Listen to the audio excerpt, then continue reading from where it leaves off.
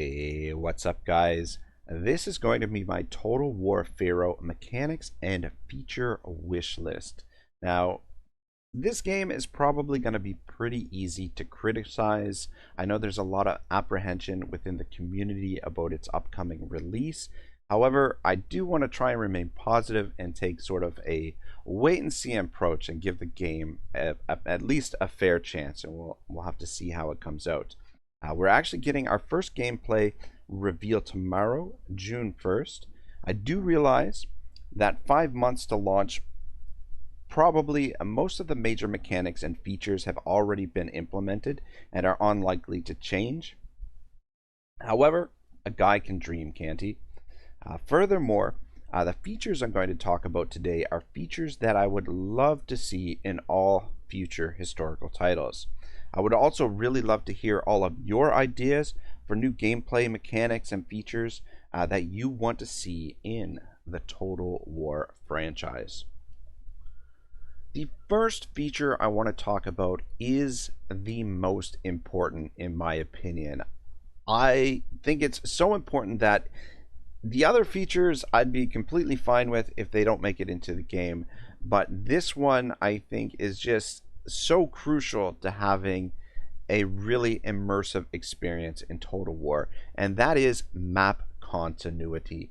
What I want to see is one single map for the entire game, and what I mean by that is that I want to see a campaign map that is exactly reflected in the battle maps, that the battle maps are just essentially sections of that campaign map. Because what we've been getting in Total War oftentimes, and this is especially true with the Warhammer series, is a patchwork of individually made maps, and then they're sort of pushed into the game to fit a specific terrain type or a specific section, and it doesn't exactly reflect the actual campaign map. Now, the historical Total Wars Rome 2, Three Kingdoms do this a little bit better than I would say Warhammer. In Warhammer 1 and 2, you had a situation where the maps that were made, the individual maps that were made, had a attacker. One side of the map was for the attacker, the other side was for the defender. And what would happen is in campaign, this would end up creating some wonky situations where your reinforcements were placed, even though your reinforcements might be right behind your army, because you're attacking on a specific side of the map, the reinforcements would end up on the opposite side of the map because the map kind of got flipped because the attacking area wasn't necessarily reflected on the campaign map. And so you had these weird instances where the reinforcements weren't coming in where you were expecting them to come in. In any case, what I'd really love to see is just that a fluid continuity between campaign map and battle map. For example, if we're holding the high ground here, then this should be reflected in the battle map when we deploy. We should be deploying on the high ground here. Our reinforcements should come in this area of the map. What essentially I'm sort of advocating for here is, you know, this is the battle map, just the battle map with more added details, more textures, things like that. However, this is the layout of the map. If we're holding the river here, the choke point, that should be reflected. This river should be the same shape and, you know, same details as on the campaign map. When you're in the battle, if you withdraw from the battle, where you withdraw from on the battlefield is where your army should end up on the campaign map. All of these sort of details really draw you into the campaign. If they're not present, then for me, it's just really immersion breaking. And I mean, this, you know, having a continuous map really adds the strategic dimension to the game. You really want to plan out where your armies are located on the map. You want to use the terrain to the best advantage.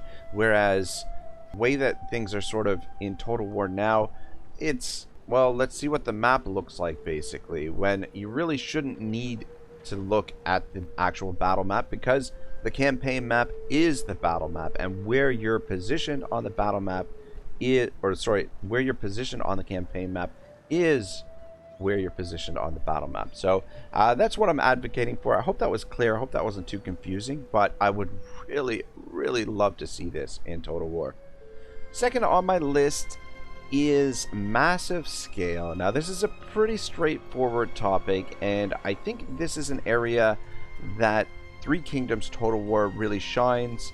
With extreme unit scale and records mode, you get battles that are just bigger than any other Total War before them. I do understand that there are often a lot of mods that will allow you to increase the scale of unit sizes and things like that. However, you'll often run into optimization problems. So what I'm really hoping for in this regard for historical Total Wars moving forward is improved optimization to allow for larger scale battles. And I would love to see the ability to control or actually command 4 armies on the field simultaneously in Total War. I feel like we've moved to that point with all of the quality of life improvements for controlling armies and commanding armies. I feel like that's something that could very easily be done in future Total Wars. So I'm not going to say much more about this subject. I just, love seeing the size of battle maps increase and the size of armies increase. I think it's a beautiful thing in Total War, and I think it's one way where historical Total Wars could potentially compete with the fantasy versions if we get these massive large-scale battles that are closer to the size of actual historical battles. Number 3 on my list is population. Now, population made its triumphant return in Three Kingdoms Total War, and while population does affect things like economy, replenishment, public order, there is a little bit of a disconnect when you have settlements where you have population over 1 million and yet your unit sizes or army sizes are only of a few thousand. So I feel like it wasn't, while it's nice to see it return in Total War, there is a bit of a disconnect there, and I feel like it could be implemented with a little bit more nuance. Now, there are a few mods out there that do a really great job with population.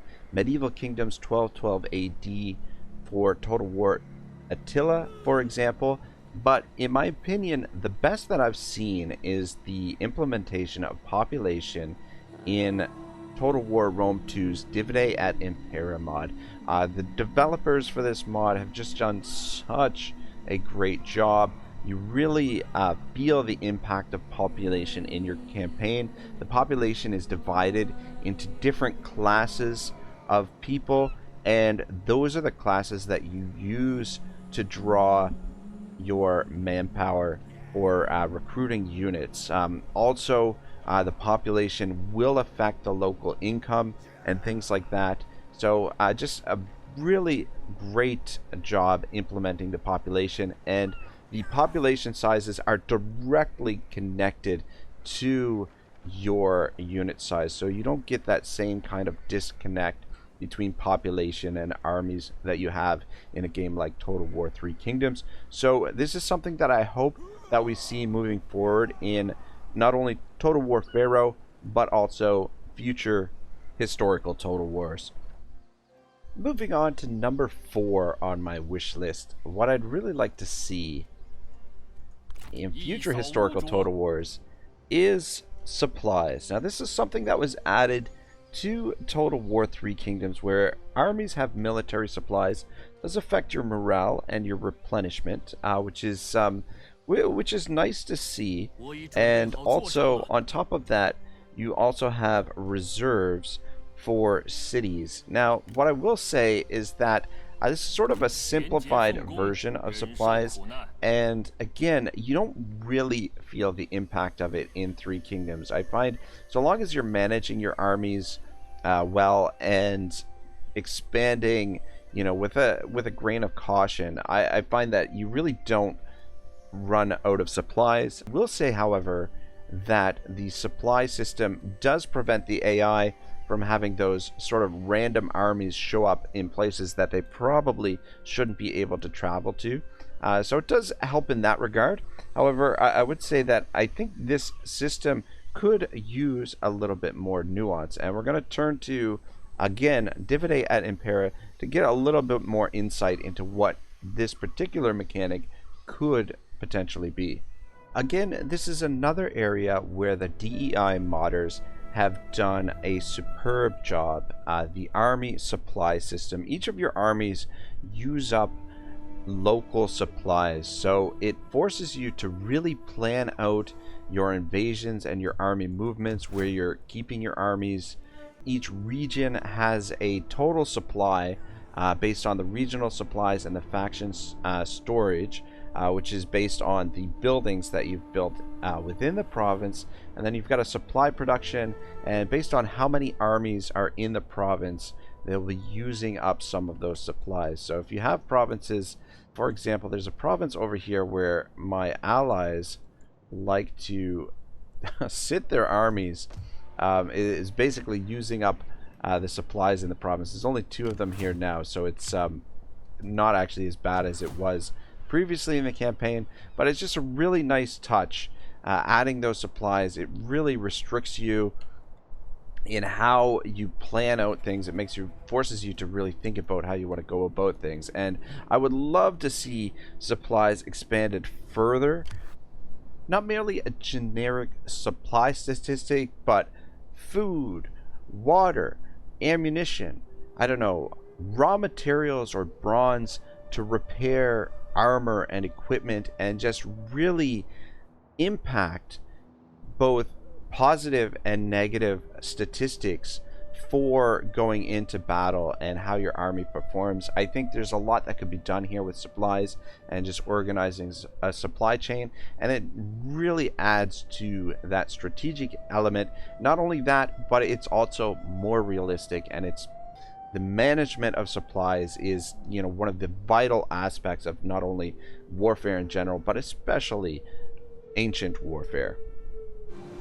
Man, what I wouldn't give to see naval combat return to Total War. I think its absence really diminishes the series. I think naval combat, naval warfare is just such a vital part of warfare that it just does not feel the same without it. And I mean, there's so many options.